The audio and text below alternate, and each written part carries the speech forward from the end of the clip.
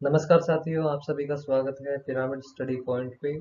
आज आप सीखेंगे वोकैब थ्रू इमेजेस। तो ये क्लास 1 है।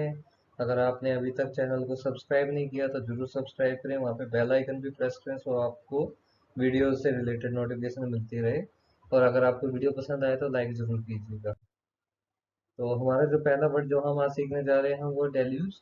इसका जो इस्तेमाल किया जाता है वो तब किया जाता है जब कहीं पे बाढ़ वाली सिचुएशन हो या वहाँ पे काफ़ी ज़्यादा बारिश आने के बाद जो है बाढ़ जैसी सिचुएशन पैदा हो जाए। तो इसके अलावा इस वर्ड का जो इस्तेमाल है वो ऐसी सिचुएशन में भी किया जाता है जहाँ पे एक ही समय के साथ कई सारी चीज़ें जो है घटित होती हैं या वहाँ पे कई सारी चीज़ें एक साथ आने लगती हैं।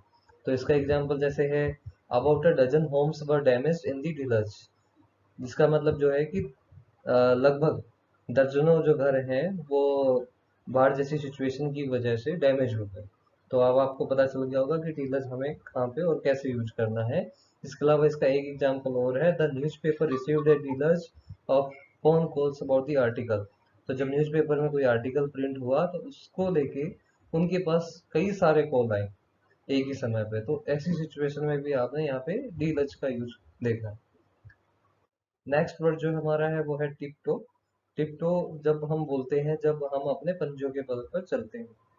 तो एग्जाम्पल के तौर पर Oscar looked out carefully then tiptoed into the house. तो ऑस्कर ने अपने आसपास जो भी है उसको ध्यान से देखा और वो जो अपने पंजों के तरफ ताकि उसके पैरों के चलने की आवाज ना आए वो चुपचाप करके अंदर चला गया। तो अब आपको टिप्टो का भी मतलब समझ में आ गया होगा, पैर के पंजों के बल चलना। ठीक है। अब अगला जो है वो है रेवरी।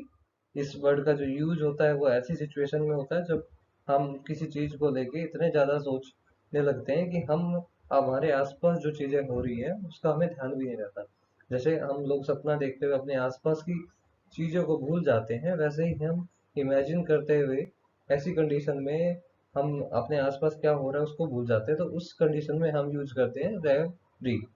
रेवरी तो अपने ही ख्यालों में मगन या दिन में सपने देखने वाली बात को हम रेवरी बोलते हैं। तो ये नाउन है।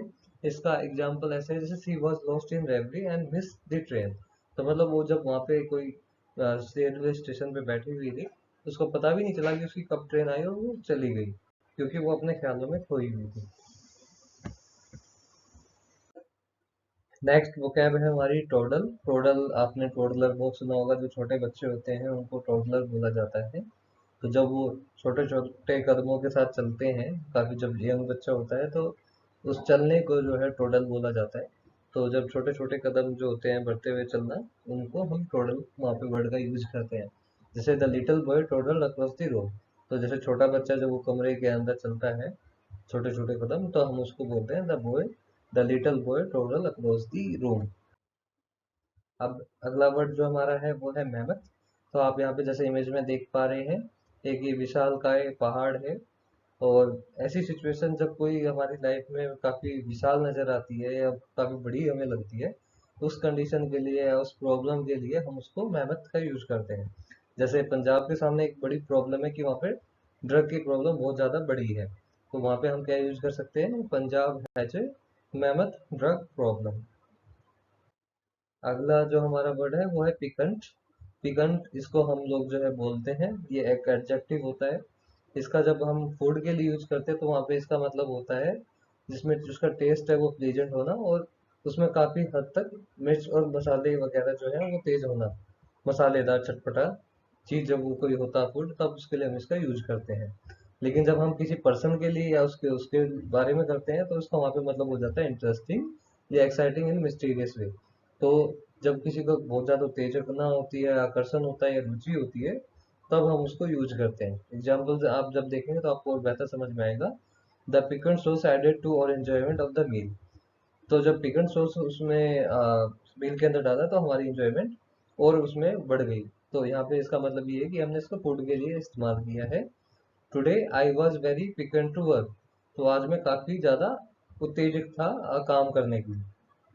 तो मैंने उसका इस्तेमाल किया है यहाँ पे अपने काम को दिखाने के लिए। तो आपका आई होप ये भी समझ में आ गया होगा। अगला जो देखते हैं वो हम देखते हैं ऑब्स्टिनेट। ऑब्स्टिनेट भी एक एडजेक्टिव होता है। जैसे आप इमेज में देख रहे हो कि ये मदर अपनी बच्ची को मनाने की कोशिश कर रही है कि बेटा आप जो है वो ब्रेकफास्ट कर लो, लेकिन वो नहीं करना चाह रही या उसका मन नहीं है, तो वो अपनी जिद पे अड़ी हुई है, तो वो अपनी ओपिनियन को या अपने बिहेवियर को जब कोई हमें कोई समझाए या कोई हमें मनाए और हम ना उसको माने, तो उस कंडीशन में हम यूज करते हैं ऑब्स्टिनेट, जिसका मतलब होता है जिद्दी। तो एग्जाम्पल जैसे देखेंगे, she was the most obstinate girl I have ever met. इसका मतलब होता है कि वह लड़की जो है वो अब तक जितनी भी लड़कियों से मैं मिला, वो उन सब में सबसे ज्यादा जिद्दी लड़की थी। अगला जो वर्ड है वो है एम्बेलिस। इसको एम्बेलिस हम लोग जो है प्रोनाउंसिएशन इसका यूज करते हैं, तो इसका मतलब होता है कि जब हम कोई ऐसी चीज को जो इतनी सुंदर नहीं होती है, प्लेन एंड सिंपल होती है, हम उसको सजा के धजा के उसको अच्छा कर देते हैं, संवार देते हैं, उसकी शोभा में वृद्धि कर देते हैं, तब इसका हम यूज करते हैं। इसके अलावा जब हम किसी और चीज के अंदर इसका इस्तेमाल करते हैं, जैसे कोई हम अपने सोच है, विचार है या कहानी है, तो वहां पे जब हमेशा वहां पे सच ना हो तो कुछ चीजें हम उसमें ऐड कर देते हैं, तो उस कंडीशन में भी हम इसको एम्बेलिश बोलते हैं। एग्जाम्पल देखिए, वी एम्बेलिश और room with lamps and pictures. हमने क्या किया, हमने अपने रूम को लैंप और पिक्चर के साथ सजाया या संवारा, तो उस कंडीशन में हमने वर्ड यूज किया एम्बेलिश का। अगला जो इसमें है, I asked him not to embellish the truth with the ideas of his own. तो मैंने उससे कहा कि आप अपने जो आइडियाज से है वो ट्रूथ को ज्यादा मत सवारो, मतलब ज्यादा अच्छा उसको मत सवार के सजा के बताओ। तो कुछ लोगों की जैसे आदत होती है, सच होता है लेकिन उसको बहुत ज्यादा बढ़ा चढ़ा के बताते हैं, तो प्लेन वे में जो है उसको आप जब ज्यादा सजा के या ज्यादा सवार के उसको चीजों को एक्सप्लेन करते हैं, बताते हैं, तो ऐड उसमें फ्लेवर ऐड करते हैं, तो उसको भी हम वहाँ पे इनवैलिश का यूज करते हैं उस कंडीशन में भी। नेक्स्ट वर्ड है वो है बैफल। ये एक वर्ब है। बैफल का मतलब होता है जब आप किसी सिचुएशन में कुछ समझ नहीं पाते हो या आपको लगता है कि मैं ये सिचुएशन से नहीं बाहर निकल पाऊंगा, और आप चकरा जाओ कि मुझे इसमें क्या करना चाहिए क्या नहीं करना चाहिए। तो कई बार क्या होता है, जैसे हम डॉक्टर के पास जाते हैं, तो कई लोगों को ऐसे आप वहाँ पे देखोगे कि उनको ऐसी प्रॉब्लम होती है कि डॉक्टर को भी नहीं समझ में आता कि उसको कौन सी दवाई दी जाए। तो उस कंडीशन के अंदर डॉक्टर है वो बैफल्ड हो जाते हैं। तो जैसे एग्जाम्पल दिया गया है, his illness baffled the doctors, मतलब उसकी बीमारी की वजह से डॉक्टर भी वो है वो विचलित हो गए, उनका भी दिमाग जो है चकरा गया कि इसमें क्या किया जाए। तो आपको समझ में आ गया होगा बैफल का कैसे यूज करना है। अगला वर्ड है यो है यान। इसको यान बोलते हैं हम लोग। तो जब होता क्या है, जब हम किसी चीज को पा नहीं सकते और लेकिन उसके हमारे अंदर लालसा होती है, उसको पाने की जो इच्छा होती है, तो उस केस में हम इसको यूज करते हैं। तो इसका अगर मैं आपको इंग्लिश में मतलब बताऊं, to want somebody something very much specially something that you can not have, अर्थात किसी दुर्लभ वस्तु के लिए जो आपको पाना आसान नहीं है, उसके लिए आपका लालायित होना या लालसा उसके प्रति होना। जैसे आई yearn for love and affection, अगर आपको शुरू से जो है प्यार नहीं मिला, अफेक्शन नहीं मिला और आपको उम्मीद भी नहीं है, तो उस केस में आपका इसका इस्तेमाल करोगे। नेक्स्ट एग्जाम्पल इसका जो है, you yearn for someone to talk to.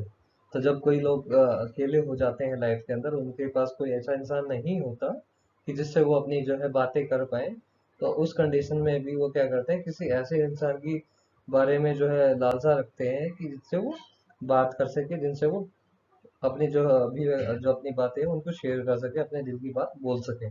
तो उस कंडीशन में भी you yearn for someone to talk to. ठीक है, तो ये इसका यहाँ पे यूज हो गया। तो अभी इस वीडियो में इतना ही। बाकी मैं आपके लिए और भी वीडियो लेके आता रहूँगा, तो आप प्लीज़ अगर आपको पसंद आए हो वर्ड मीनिंग, तो ज़रूर हाँ इस वीडियो को लाइक करें और हमारे चैनल को सब्सक्राइब करें, और वहाँ पे बेल आइकन है उसको भी दबा दें ताकि आपको वीडियो से रिलेटेड नोटिफिकेशन मिलते रहें। धन्यवाद।